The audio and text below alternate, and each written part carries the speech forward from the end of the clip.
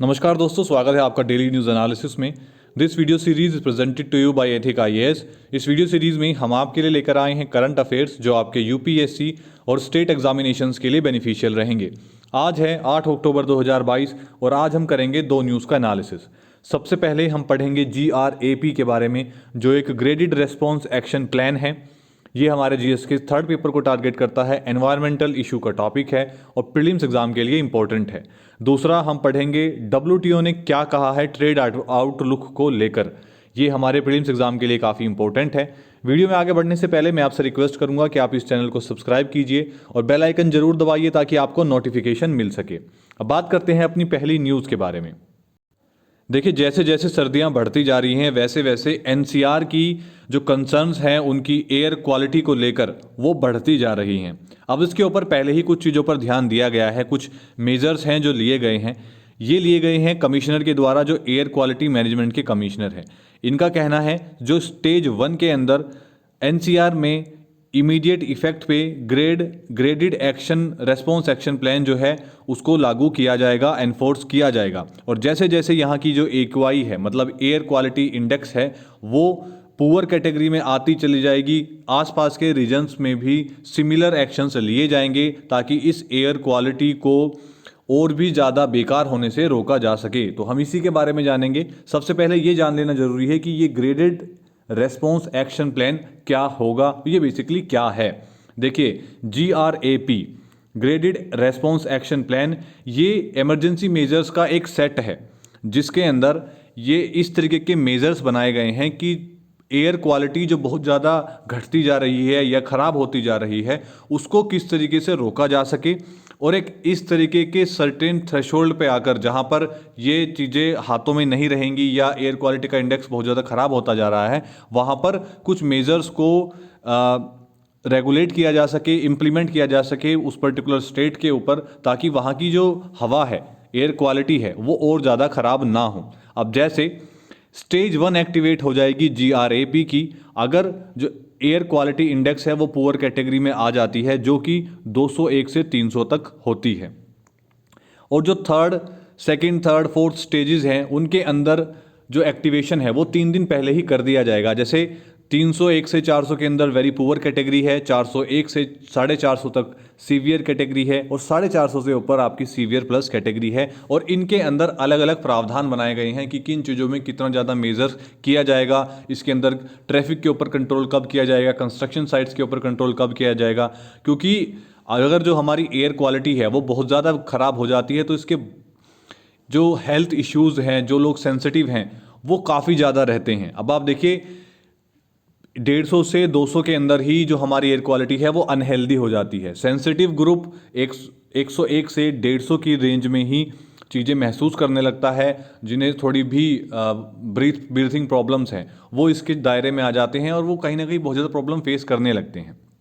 ये तो फिर भी 200 से ऊपर की यहाँ बात हो रही है, जो पुअर कैटेगरी में चीज़ें चली जाती हैं। इससे जो कमिश्नर है एयर क्वालिटी इंडेक्स का, देखिए जो CAQM है, ये है commissioner of air quality management. ये बेसिकली रिलाय कर रहे हैं मेट्रोलॉजिकल फोरकास्ट पर, जो किया जाएगा Indian institute of tropical metrology और इंडियन मेट्रोलॉजी के द्वारा। इनकी रिपोर्ट पर ये स्टेजेस, क्योंकि देखिए ये दोनों इंस्टीट्यूट्स जो हैं ये डिफाइन करेंगे कि कौन सी स्टेज अभी चल रही है, कितने दिनों बाद कौन सी स्टेज आने वाली है। तो इन्हीं के डिसीजंस पर, इनकी फोरकास्ट पर ये डिपेंड करेगा कि कौन कौन से मेजर्स हमें लेने हैं और कितने समय पर लेने हैं, कितने दिन पहले लेने हैं। अब इस साल जो GRAP है वो कैसे डिफरेंट होने वाला है पिछले सालों की अगर हम बात करें। सबसे पहले तो जो कमिश्नर है एयर क्वालिटी मैनेजमेंट के, इस साल की शुरुआत में ही उन्होंने ग्रेडेड रेस्पॉन्स एक्शन प्लान जो है वो रिवाइज कर दिए थे। इसके अंदर देखिए, ये इसको रिवाइज करने का कारण ये था क्योंकि हर साल दिल्ली के अंदर एयर क्वालिटी को लेकर एक परेशानी हर बार बनती है, क्योंकि दिल्ली हमारी कैपिटल भी है और सबसे ज़्यादा जो एक डेवलपमेंट भी आसपास में चल रहा है, और ये एक ऐसे जोन में आ चुकी है जिसकी एयर क्वालिटी बहुत ज़्यादा ख़राब हो चुकी है। तो ये हर साल एक समस्या महसूस करते हैं एनसीआर के अंदर, तो इसलिए इस बार पहले ही उसके रोकथाम के लिए जो काम है वो शुरू कर दिया गया है। अब जो जीआरएपी है इसका नोटिफिकेशन सबसे पहले किया गया था 2 जनवरी 2017 में, और ये किया था मिनिस्ट्री ऑफ एनवायरनमेंट, फॉरेस्ट और क्लाइमेट चेंज ने। ये इन्होंने किस बेसिस पर किया था? इन्होंने ये किया था सेंट्रल पॉल्यूशन कंट्रोल बोर्ड के बेसिस पर, जिन्होंने अपनी एक रिपोर्ट सबमिट की थी नवंबर 2016 में। अब इस नोटिफिकेशन के हिसाब से अगर हम देखें तो जो टास्क है जीआरएपी का, ये जो इम्प्लीमेंटेशन टास्क है, ये दिया गया था एनवायरमेंटल पॉल्यूशन अथॉरिटी को एनसीआर की, जो कि अब डिसॉल्व हो चुका है। अब ये अथॉरिटी एनसीआर के अंदर नहीं है।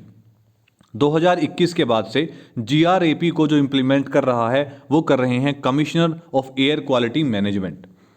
अब ये जो वर्जन है जो 2017 में नोटिफाई किया गया था, इसके अंदर कुछ ऐसे मेजर्स बनाए गए थे जिनके अंदर की पोल्यूशन अगर सर्टेन लेवल तक पहुंच जाता है तब आप इस पर ध्यान देंगे और तब आप यहाँ पर कुछ प्रावधान लाएंगे या कोई भी एक्शन लेंगे।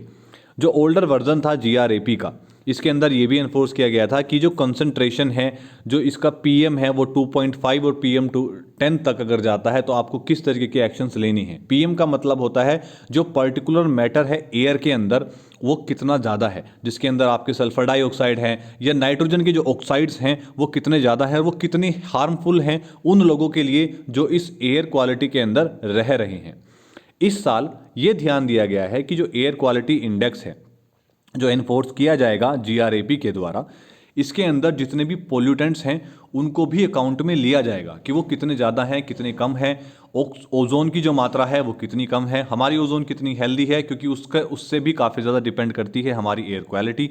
सल्फर डाइऑक्साइड कितनी है उस एयर के अंदर, और नाइट्रोजन के ऑक्साइड्स कितने ज़्यादा हैं। अब ये जो मेजर्स हैं जिन्हें एनफोर्स किया जाएगा इस साल, देखिए इसमें पिछले साल के मुकाबले कुछ चीज़ें ऐड की गई हैं। जैसे कि इस बार पहली बार जो स्टेट गवर्नमेंट है ये स्पेसिफाई करेगा कि एनसीआर के अंदर जो रेस्ट्रिक्शंस हैं BS3 पेट्रोल और BS4 डीजल 4 व्हीलर्स पर स्टेज 3 कैटेगरी के अंदर वो उन्हें कब इम्पोज करने हैं, ये डिसीजन इस बार स्टेट गवर्नमेंट्स लेंगी।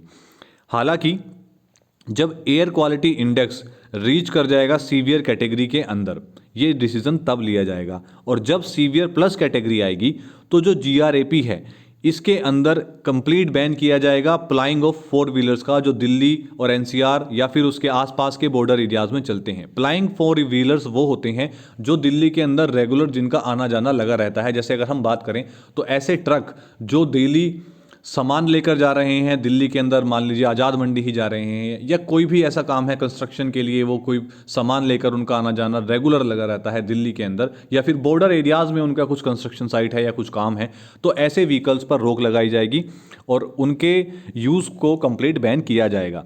सिर्फ इमरजेंसीज़ के लिए उनको अलाउ किया जाएगा, और जो आसपास के रीजन्स हैं उसके अंदर भी सिर्फ BS6 व्हीकल्स को अलाउ किया जाएगा। जितने भी बाकी चीज़ें हैं वो सिर्फ इमरजेंसी और एसेंशियल सर्विसेज के रूप में ही लागू की जाएंगी और उन्हें अलाउ किया जाएगा सड़क पर चलने के लिए। अब ये जो रेस्ट्रिक्शंस हैं ये इसमें कंस्ट्रक्शन जो एक्टिविटीज़ हैं उन्हें भी बंद किया जाएगा, और ये पहले ही बता दिया गया है, रिवाइज कर दिया गया है जीआरएपी के अंदर।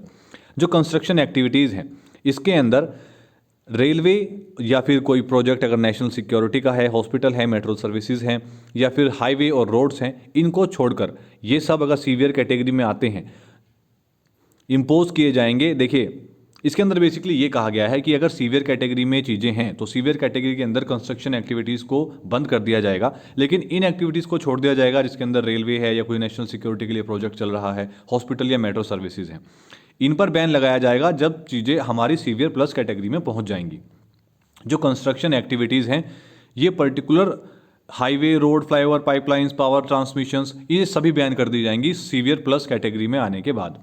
अब जो सीवियर प्लस कैटेगरी है, जो स्टेट गवर्नमेंट है ये कंसिडर करेगी कि जितने भी कोई एडिशनल इमरजेंसी अगर उन्हें इस कैटेगरी के अंदर लगानी है, जैसे कि स्कूल बेसिकली बंद कर दिए जाते हैं, फ्लाइंग ऑफ व्हीकल्स है वो उन्हें ओड इवन पर लेकर आया जाएगा ताकि जो एसेंशियल सर्विसेज है कम से कम वो तो बनी रहें। इसी के साथ साथ जो पब्लिक है उसे कितना ज़्यादा अलाउ करना है पब्लिक प्लेसेस में, जो म्यूनिसिपल और प्राइवेट ऑफिसेज हैं उनसे उन्हें बेसिकली कहा जाएगा कि आप अपनी जो स्ट्रेंथ है उसको 50% कर दीजिए और अगर हो सके तो सभी लोग अपने घर से काम करें। अब इसके अंदर कुछ देखिए, सिटीजन्स की भी बहुत बड़ी भूमिका है। वो भूमिका ये है कि जैसे अगर आप कहीं भी अपनी गाड़ी खुद का व्हीकल लेकर जा रहे हैं, पॉसिबल हो सके तो व्हीकल आप मत लेकर जाइए, पब्लिक ट्रांसपोर्ट का यूज़ कीजिए, या फिर अगर हो सकता है तो आप अपने फ्रेंड्स के साथ कंबाइन करके एक व्हीकल में 4 लोग इकट्ठे जा सकते हैं, 4 अलग अलग व्हीकल्स लेकर जाने के बजाय। उसी के साथ साथ अगर आप ट्रैफिक रेड लाइट्स पर खड़े हैं तो आप अपने इंजन्स को बंद कर सकते हैं। आपके जो पीयूसी सर्टिफिकेट्स हैं, जिसमें आपके जो इंजन्स हैं या आपकी जो गाड़ी है उसकी हेल्थ का पता चलता है, वो अप टू डेट होने चाहिए। और जितने भी जो व्हीकल इंजन्स हैं आप उनको बंद करके रखिए रेड लाइट्स पर। ये सब चीज़ें पुअर कैटेगरी के अंदर ही कही जाएंगी और सजेस्ट किया जाएगा लोगों को कि वो पब्लिक ट्रांसपोर्ट को यूज़ करें। इसी के साथ साथ जो ऑटोमोबाइल्स हैं उसके एयर फिल्टर्स आप अपने रिप्लेस करवा लीजिए पहले ही, ताकि कंडीशन जो है बहुत ज़्यादा ख़राब ना हो सके। सीवियर कैटेगरी के अंदर अगर हम आते हैं तो इसके अंदर रिकमेंड किया जाएगा कि आप घर से ही काम कीजिए अगर हो सकता है तो। और आप अपने आप को गर्म रखने के लिए या सर्दी से बचने के लिए कोयले को मत जलाइए और लकड़ियों को मत जलाइए, क्योंकि उससे भी बहुत ज़्यादा पोल्यूशन होता है। सीवियर प्लस कैटेगरी के अंदर जीआरएपी ये एडवाइस करता है कि वो लोग जिन्हें कोई भी क्रोनिक डिजीज़ हैं, या फिर बच्चे या फिर बूढ़े लोग, वो आउटडोर एक्टिविटीज़ को कम्प्लीटली अवॉइड करें। अब इसका जो इम्प्लीमेंट किया जाएगा या फिर जीआरएपी को एनफोर्स किया जाएगा, वो कौन करेगा? ये करेंगे हमारे commissioner of air quality management. अब देखिए, इन्होंने एक सब कमेटी बनाई है जो इस पूरे ऑपरेशन को पर ध्यान देगी। अब ये सब कमेटी बहुत फ्रीक्वेंटली मिलेगी और ऑर्डर्स को इशू करेगी। अब मान लीजिए कोई इस तरीके की समस्या आती है कि कोई कॉन्फ्लिक्ट आ जाता है स्टेट गवर्नमेंट और कमिश्नर के बीच में, तो इसके अंदर डिसीजन सर्वमान्य रहेगा कमिश्नर का। ये कमिश्नर जो है वो बेसिकली क्रिकेट के एम्पायर की तरह काम करेगा, इनका डिसीजन ही सर्वमान्य रहेगा। जितने भी मेजर्स हैं जो अलग अलग कैटेगरीज के अंदर डिफाइन किए गए हैं, उन प्लान्स को एनफोर्स करने का काम एनसीआर स्टेट्स के अंदर वहाँ के पोल्यूशन कंट्रोल बोर्ड्स करेंगे या फिर कंसर्न डिपार्टमेंट और एजेंसी करेंगी। इसके अंदर ट्रैफिक पुलिस भी इंक्लूडेड रहेगी, वो भी इन जो जितने भी मेजर्स लिए जाएंगे उन्हें एनफोर्स करवाएगी। जो ट्रांसपोर्ट डिपार्टमेंट है, रोड ऑनिंग है या कंस्ट्रक्शन एजेंसीज हैं, ये सभी अपना रोल इसके अंदर प्ले करेंगी। अब देखिए, इसके अंदर बात कर लेते हैं पर्टिकुलर स्टेज 1 में कौन कौन से डिसीजन लिए जाएंगे, और स्टेज 2, स्टेज 3 और स्टेज 4 के अंदर अगर हम ये यहाँ तक पहुँचते हैं तो उसके अंदर किन किन चीज़ों पर बैन लगाया जाएगा। ये जानकारी बहुत ज़्यादा ज़रूरी है उन लोगों के लिए जो एनसीआर के अंदर पर्टिकुलर रह रहे हैं, ताकि वो पहले से ही कुछ ऐसे इंतजाम कर लें कि उन्हें उस समय पर ज़्यादा परेशानी महसूस ना हो और चीज़ें उनके लिए स्मूथ चलती रहें। जैसे अगर हम बात करें स्टेज 1 की, तो इसके अंदर जो एयर क्वालिटी इंडेक्स है वो पुअर कहा जाता है, जो 201 से 300 की रेंज में रहते हैं। इसके अंदर जितने भी कंस्ट्रक्शन और डेमोलिशन एक्टिविटीज़ हैं जिनके प्लॉट का साइज़ 500 स्क्वायर मीटर है, उन्हें बंद कर दिया जाएगा। और जितने भी ऐसे डस्ट मिटिगेशन मॉनिटरिंग पोर्टल्स हैं, देखिए अगर आपकी जो भी एक्टिविटी आप कर रहे हैं अगर वो डस्ट मिटिगेशन मॉनिटरिंग पोर्टल पर रजिस्टर्ड है तो वो बंद कर दी जाएगी, क्योंकि उसकी वजह से कहीं ना कहीं धूल उड़ रही है या फिर पोल्यूशन हो रहा है। इसी के साथ साथ जो स्वीपिंग की जाएगी वो इस तरीके से की जाएगी कि धूल ना उड़े और ज़्यादा साफ़ सफाई से काम हो। सड़कों पर पानी का छिड़काव किया जाएगा। जो गाइडलाइंस है एंटी स्मोक गन्स के लिए कंस्ट्रक्शन साइट्स पर उनका यूज़ किया जाएगा। ये गाइडलाइन दी जाएगी सभी कंस्ट्रक्शन साइट्स को कि वो इनका यूज़ करें। इसी के साथ साथ एक बैन किया जाएगा ओपन बर्निंग के लिए वेस्ट के। कोई भी वेस्ट आप खुले में नहीं जलाएंगे। जो भी पोल्यूशन अंडर कंट्रोल नॉर्म्स हैं उसे फॉलो करेंगे सभी व्हीकल्स। जो डिस्कॉम्स हैं उनको ज़्यादा से कम किया जाएगा ताकि पावर सप्लाई जो है एनसीआर के अंदर उसमें कट ना हो सके, उसमें कोई भी इंटरप्शन ना आए। और एनकरेज किया जाएगा लोगों को ताकि वो एक यूनिफाइड कम्यूट जो है यूज़ कर सके और ट्रैफिक भी कम हो सके। जितना ट्रैफिक कम रहेगा पॉल्यूशन भी कम होगा। अगर आप स्टेज 2 में पहुंचते हैं और आप एयर क्वालिटी वेरी पुअर पहुंचती है जो कि 301 से 400 है, इसके अंदर जो कोयल और फायरवुड है तंदूर्स का भी होटल्स के अंदर वो भी बंद कर दिया जाएगा। डीजल जनरेटर्स को कंप्लीट बंद किया जाएगा उसके यूज़ को। सिर्फ उसे एसेंशियल और इमरजेंसी सर्विसेज के लिए ही यूज़ के लिए रखा जाएगा, जैसे हॉस्पिटल, रेलवे, मेट्रो, एयरपोर्ट या फिर वाटर पंपिंग स्टेशंस। कोई भी प्रोजेक्ट जो नेशनल इंपॉर्टेंस का है इसी के साथ साथ जो पार्किंग फीस है उसको बढ़ाया जाएगा ताकि प्राइवेट ट्रांसपोर्ट को डिस्करेज किया जा सके। सीएनजी और इलेक्ट्रिक बसेस को प्रमोट किया जाएगा, मेट्रो सर्विसेज को भी प्रमोट किया जाएगा ताकि वहाँ पर लोग ज़्यादा ट्रैवल करें, ना कि खुद की अपनी गाड़ी लेकर या फिर कोई भी व्हीकल लेकर। स्टेज 3 के अंदर जब आपकी एयर क्वालिटी सीवियर तक पहुँचती है और आपका जो ग्राफ है वो 401 से 450 तक पहुँचता है, इसमें जो भी जितने भी कंस्ट्रक्शन और डेमोलिशन एक्टिविटीज़ हैं वो बंद कर दी जाएंगी एक्सेप्ट रेलवे, मेट्रो, हॉस्पिटल या फिर सैनिटरी प्रोजेक्ट्स या फिर हाईवे या फिर रोड और फ्लाईओवर्स। और जो भी आपकी इंडस्ट्रीज़ हैं जो पीएनजी सप्लाई पर काम करती हैं या फिर कोई भी अप्रूव्ड फ्यूल्स पर काम नहीं कर रही हैं, इनको भी बंद किया जाएगा। और ये जो पीएनजी सप्लाई पर काम कर रही हैं ये सिर्फ हफ्ते में 5 दिन काम कर पाएंगी। जो स्टेट गवर्नमेंट्स हैं एनसीआर के अंदर ये रेस्ट्रिक्शंस लगाएंगी BS3 के पेट्रोल व्हीकल्स पर, BS4 के डीजल व्हीलर्स पर, ये लगेगी 4 व्हीलर्स पर बेसिकली। स्टेज 4 में जब आप सीवियर प्लस की कैटेगरी में आते हैं और आपका एयर क्वालिटी इंडेक्स 450 से भी ज़्यादा हो जाता है, उस समय दिल्ली के अंदर आने वाले सभी ट्रैफिक को बंद कर दिया जाएगा। सिर्फ एसेंशियल सर्विसेज ऑन रहेंगी। सीएनजी और इलेक्ट्रिक ट्रक्स को अलाउ किया जाएगा। जितने भी प्लाइंग है दिल्ली के अंदर, जो लोग अपने व्हीकल से आते जाते हैं, उन सबको बैन कर दिया जाएगा। जो डीजल और हैवी गुड्स व्हीकल्स हैं दिल्ली के अंदर आने जाने वाले, सभी बंद कर दिए जाएंगे। सिर्फ एसेंशियल सर्विसेज अलाउ की जाएंगी। बैन किया जाएगा सभी 4 व्हीलर्स को जो डीजल व्हीकल्स हैं दिल्ली या फिर उसके आसपास के नेबरिंग बॉर्डर्स के अंदर भी, एक्सेप्ट सिर्फ BS6 व्हीकल्स को अलाउ किया जाएगा और उन व्हीकल्स को अलाउ किया जाएगा जो एसेंशियल और इमरजेंसी सर्विसेज के लिए हैं। स्टेट गवर्नमेंट के अंदर ये कंसिडर किया जाएगा कि जो एडिशनल इमरजेंसी मेजर्स अगर वो लेना चाहें तो ले सकते हैं, स्कूल से संबंधित या फिर OD1 से संबंधित। अगर जो प्राइवेट ऑफिसेज हैं उनको प्रमोट कहा जाएगा कि आप 50% स्ट्रेंथ पर काम कीजिए या फिर आप वर्क फ्रॉम होम कीजिए। ये सभी चीज़ें की जाएंगी। पब्लिक को भी इसके ऊपर काफ़ी ज़्यादा ध्यान देने की ज़रूरत है ताकि इसको एयर क्वालिटी को अच्छा हेल्दी मेंटेन किया जा सके। बात करते हैं दूसरी न्यूज़ के बारे में।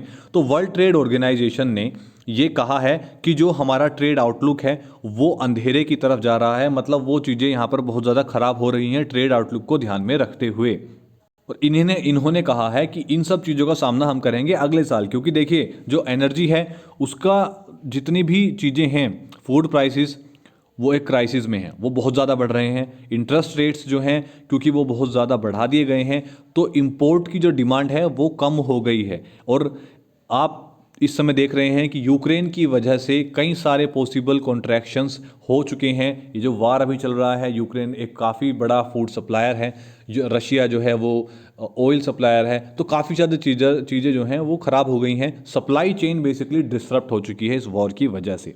वेदर कंडीशंस ने भी इस बार काफ़ी ज़्यादा हिट किया है। जो फूड प्रोड्यूसिंग रीजन्स हैं उनके अंदर काफ़ी ज़्यादा चीज़ें ऐसी रही हैं कि प्रोडक्शन काफ़ी कम रहा है, जिसकी वजह से जो डैमेजिंग एक्सपोर्ट इंफ्रास्ट्रक्चर है, जितना भी एक्सपोर्ट इंफ्रास्ट्रक्चर है वो भी काफ़ी ज़्यादा डैमेज हुआ है। और ये आगे भी हिट हो सकता है, जिससे हमारी ट्रेड ग्रोथ है वो काफ़ी कम हो जाएगी। वीकनेस रही है चाइना की वजह से भी, क्योंकि जो कोविड-19 ब्रेक रहा है उसके अंदर उसकी वजह से काफ़ी ज़्यादा प्रोडक्शन के अंदर डिस्रप्शंस रहे हैं। और उसी के साथ साथ अब कुछ कंट्रीज़ ऐसी हैं जो अपनी कंट्री का ध्यान रखने के लिए फूड और फर्टिलाइज़र एक्सपोर्ट्स पर बैन लगा रही हैं। तो ऐसे में भी फूड प्राइसेस काफ़ी ज़्यादा बढ़ रहे हैं, डिमांड घट रही है क्योंकि लोगों के पास इतना पैसा नहीं है। इंटरेस्ट रेट्स पर बहुत जितना भी पैसा जो लैंड किया जाता है उसके ऊपर बहुत ज़्यादा इंटरेस्ट रेट्स लगा दिया गया है, तो पैसे का फ्लो भी इकोनॉमीज़ के अंदर बहुत ज़्यादा नहीं है। अब इसका क्या इम्पैक्ट हो सकता है? देखिए, इससे जो इन्फ्लेशनरी मेजर्स हैं, एक तो वो बहुत ज़्यादा गहरा जाएंगे, इन्फ्लेशन होने का खतरा काफ़ी ज़्यादा बढ़ेगा, प्राइसेस बहुत ज़्यादा बढ़ रहे हैं, जो लोगों का लिविंग स्टैंडर्ड है वो अपने आप ही कम हो जाएगा क्योंकि चीज़ें इतनी महंगी हो जाएंगी कि वो अफोर्ड ही नहीं कर पाएंगे। इसी के साथ साथ जो वल्नरेबल कैटेगरी है, मतलब ऐसी कैटेगरी जो सबसे ज़्यादा ऐसी स्थिति में है कि अगर प्राइसेस बढ़ते हैं तो वो डायरेक्ट इफेक्ट में आएंगी, वो काफ़ी ज़्यादा प्रभावित रहेंगी। और ये रिकमेंडेशन की गई है वर्ल्ड ट्रेड ऑर्गेनाइजेशन के द्वारा। इन्होंने पूरी वर्ल्ड को संबोधित करते हुए कहा है कि हमें ज़्यादा डाइवर्सिफाइड और लेस कॉन्सेंट्रेटेड बेस चाहिए ताकि जो गुड्स एंड सर्विसेज हैं उनका प्रोडक्शन हो सके, ताकि हम जो ग्रोथ है उसको बूस्ट कर सकें, एक बेहतर रेजिलियंस बना सकें और लॉन्ग टर्म प्राइस स्टेबिलिटी को प्रमोट कर सकें। देखिए, जो एक्सट्रीम वेदर इवेंट्स हैं या फिर लोकल डिस्ट्रप्शंस हैं, इनकी वजह से काफ़ी ज़्यादा प्रॉब्लम्स इस समय पूरी दुनिया फेस कर रही है। आज के लिए सिर्फ इतना ही। वीडियो आपको कैसी लगी इसके बारे में कमेंट डाउन जरूर कीजिएगा। वीडियो को लाइक कीजिए, शेयर कीजिए, सब्सक्राइब कीजिए और बेल आइकन जरूर दबाइए ताकि आपको नोटिफिकेशन मिल सके। धन्यवाद।